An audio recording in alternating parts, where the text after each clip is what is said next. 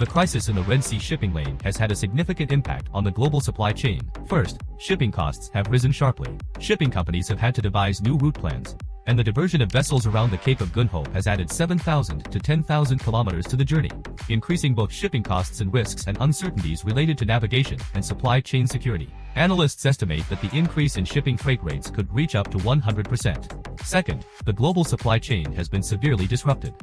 Ship stoppages or diversions have led to delays in cargo arrival at ports, causing significant logistical challenges across various industries.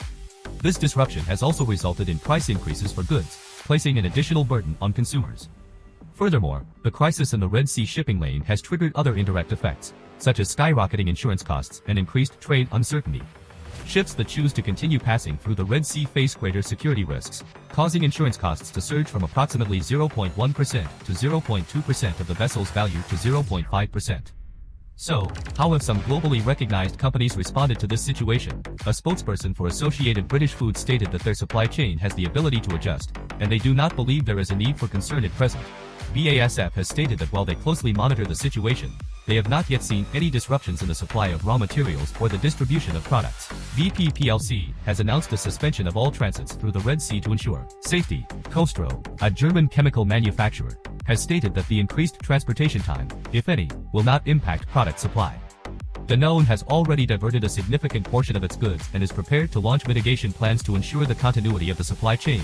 AB Electrolux, a Swedish home appliance manufacturer, has established a task force to explore alternative routes to avoid disruption. Equinor, the Norwegian national oil company, has adjusted the shipping routes for vessels heading to the Red Sea.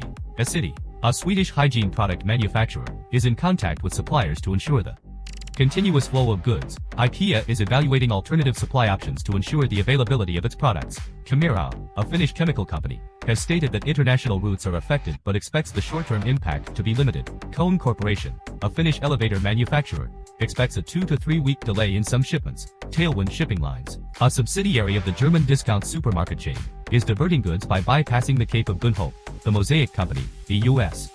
fertilizer producer, is rerouting shipments to bypass the Cape of Good Hope. Taiwan Semiconductor Manufacturing Company, the world's largest contract chip maker, states that it does not expect significant impacts on its operations. Volvo Cars, a Swedish automaker, is investigating potential impacts but believes its operations will not be affected. Whirlpool will closely monitor logistic issues but currently does not see any significant impact on its business. Yara, a Norwegian fertilizer manufacturer, states that while there is some minor impact, the supply chain can still continue.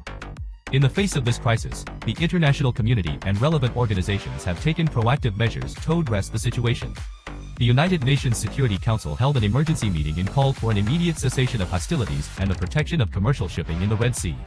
The UN also urged all parties to engage in negotiations to find a peaceful resolution.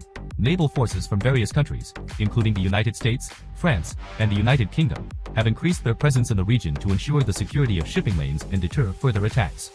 These naval forces have conducted patrols and provided escort services to commercial vessels. Efforts are also underway to establish a maritime security coalition involving multiple countries to safeguard shipping in the Red Sea.